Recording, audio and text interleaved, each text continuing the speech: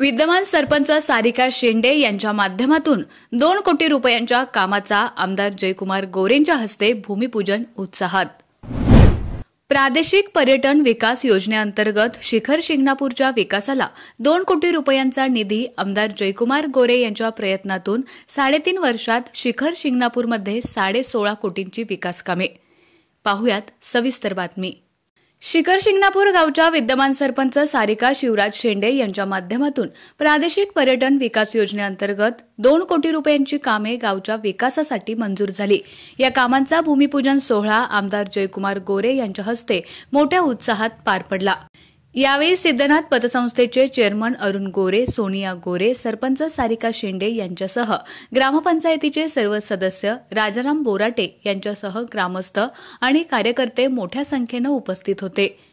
आमदार गोरेंच्या माध्यमातून सध्या विकास कामांचा शुभारंभ आणि भूमिपूजनाचे कार्यक्रम गावभेट दौरा दरम्यान मोठ्या प्रमाणावर होत आहेत। गेल्या 3.5 वर्षात शिखर शिंगणापूर ग्रामपंचायतीला विविध विकास कामांसाठी 16.5 कोटी रुपयांचा निधी प्राप्त झालाय। या कामांचा शुभारंभ आमदार गोरेंनी केला। त्यामध्ये सरपंच सारिका शेंडे यांच्या काळात एकूण 10 कोटी रुपये शिखर शिंगणापूरच्या विकासासाठी मंजूर झाले आहेत। यापैकी उर्वरित प्रादेशिक पर्यटन विकास योजनेअंतर्गत 2.25 कोटी रुपयांच्या कामांचा भूमिपूजन सोहळा पार पडला।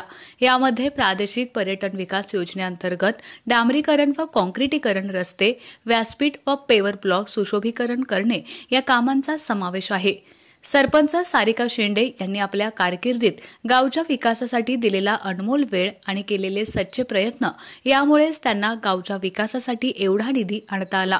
त्यामुळे सारिका शेंडे यांच्या कामगिरीचं गावासह संपूर्ण तालुक्यात कौतुक होतंय। एकनाथ वाघमोडे, दैवत।